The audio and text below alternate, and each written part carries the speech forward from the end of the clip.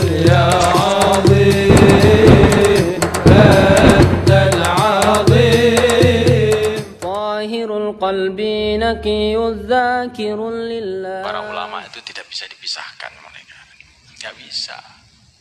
Kalau kita ingin usaha agama, kita harus dekat dengan para ulama, tidak bisa tidak.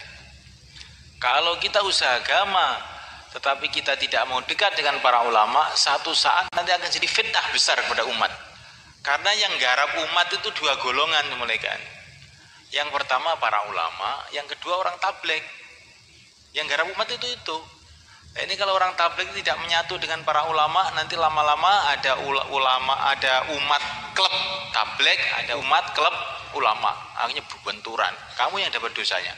Maka sudah mulaikan saya lihat itu sudah menanamkan dalam 6 sifat itu ikramul muslimin. Rinciannya memuliakan ulama, menghormati orang tua, menyayangi anak muda. Ini penting ulama ini mulaikan. Apalagi di Jawa Timur. Di Jawa Timur itu tempatnya ulama, tempatnya pesantren paling banyak di Indonesia di Jawa Timur ini. Kalau kita tidak betul-betul menyatu dengan para ulama, dekat dengan para ulama, mengkondisikan itu, nanti dakwah itu nggak akan bisa jalan dengan baik. Katanya Maulana Jamsid, kalau ada pejabat, ada orang umum, ada itu tidak setuju dengan tabligh itu, saya tenang-tenang saja, tidur saya. Tapi kalau ada ulama tidak setuju, langsung nggak bisa tidur saya itu. Ini salah apa saya ini? Katanya, mesti ada salahnya ini kerja saya ini. Kok sampai ada ulama nggak setuju ini? Di Maulana Jamsid itu lu ngajari begitu, bahkan bukan ini mesti ulama ini nggak benar, bukan begitu. Ini ulama nggak setuju itu mesti kerja saya ini ada salahnya ini, apa ini salahnya? Nah, jadi kalau ada ulama marah, kita ini perbaiki kerja kita ini, itulah jalan keluarnya. Insya Allah mulaikan. Nah mulaikan Allah SWT, kita tidak akan bisa taat kepada Allah kecuali dengan jalan Rasulullah SAW. Menyuti Rasul, faqad atu Allah. Taat kepada Rasul berarti taat kepada Allah. Dan kita tidak bisa taat kepada Rasulullah kecuali melalui para sahabat. Maka Nabi mengatakan, mafhumnya kurang lebihnya, sahabat kayak bintang-bintang. Kalau kamu ikuti mereka, kamu dapat hidayah. Dan kita mengikuti para sahabat tidak bisa kecuali kepada para ulama, dengan lewat para ulama-ulama menurut keahliannya masing-masing. Kalau kita mau mengikuti dakwahnya para sahabat, ikutilah ulama-ulama ahli dakwah. Kalau kamu ingin mengikuti fikihnya para sahabat, masalah hukum halal, haram, makruh, sunnah, ikutilah para ulama-ulama ahli fikih. Kalau kamu ingin belajar mengenai bagaimana bacaan Qur'annya para sahabat, itulah para ulama-ulama qiraah. Ada qiraah sab'ah, ada qiraah asyarah. Tanpa itu tidak bisa. Karena kita ini hidup itu di akhir semalekan. Kita harus melalui prosedur itu. Dengan mengikuti orang-orang ahlinya itu, akhirnya kita memahami kehidupan sahabat, akhirnya kita bisa ikut Nabi, akhirnya taat sama Allah. Itu harus begitu itu. Yang tidak pakai prosedur begitu itu, mesti nanti akhirnya salah. Yang penting saya ini Allah dan Rasulnya. Iya. Tapi bagaimana kamu bisa tahu perintah Allah dan Rasulnya itu? Harus melalui sahabat. Kamu pernah jumpa sahabat? Ya harus melalui para ulama-ulama yang ahlinya. Maka baginda Nabi mengatakan, ulama itu warisnya para nabi. Bahkan ini ada riwayat yang diriwayatkan oleh banyak sekali muhaddis. Dan ini hadis sahih ini. Nabi sudah bercerita mengenai akan lahirnya Al-Imam Asy-Syafi'i. Nabi sudah bercerita itu. Akan lahirnya Al-Imam Malik, sudah bercerita itu Nabi. Akan lahirnya ulama-ulama dari Persia, Nabi sudah bercerita. Apa maksudnya cerita-cerita ini? Agar kita ini ada memuliakan pada para ulama. Orang yang mengatakan sudah tidak ulama-ulamaan, pokoknya Nabi sahabat, keliru itu. Lah kamu itu lebih judul dari orang awam, ya tuh, nggak tahu lor kidul, tahu-tahu nggak mau ikut. Oh, nanti insya Allah itu akan kesesat di jalan. Begitulah kalau orang tidak mau ikut ahlinya. Ini dakwah sudah dibikin mulus, tinggal naik saja. Bukan hanya jalannya saja yang mulus, bisnya pun sudah disiapkan. Itu bis pertama jamaah setahun, kedua 4 bulan, 40 hari, 3 hari.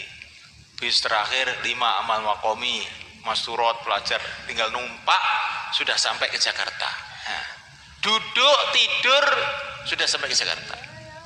Tapi nggak mau ini. Saya mau lewat Bengawan Solo saya. Nah, akhirnya dimakan sama buayanya Joko Tingkir. Repot ya malaikat. Ini urusan dakwah, urusan keilmuan juga begitu.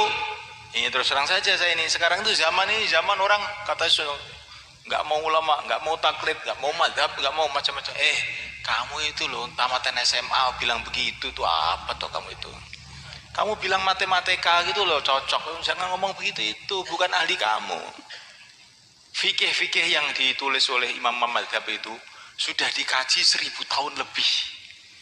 Yang ngaji itu ribuan ulama, ratusan ribu ulama sudah mengkaji dan dianggap sahih. Ini betul-betul dari Rasulullah SAW. Kok kamu tahu tuh jedul ini semua keliru, saya punya sendiri, hadis sendiri. Alah.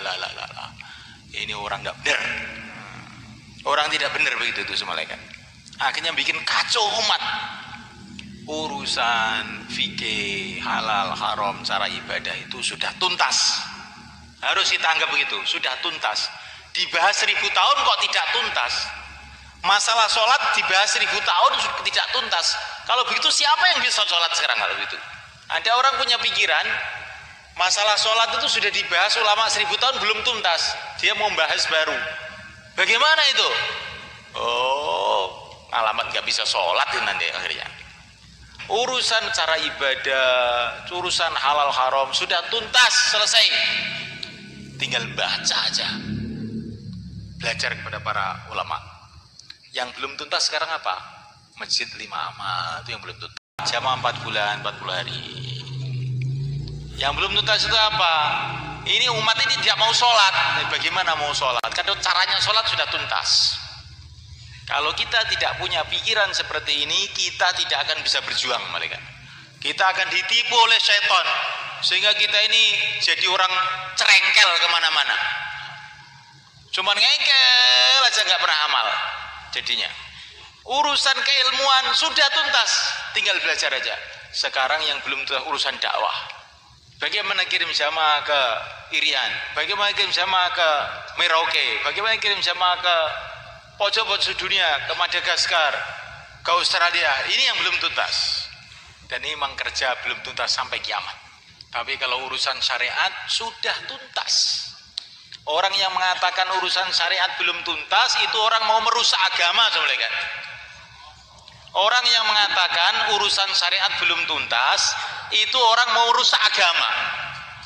Dia mau bikin kacau di kalangan umat sehingga umat ini nggak mikir amal, mikir engkel-engkelan tok.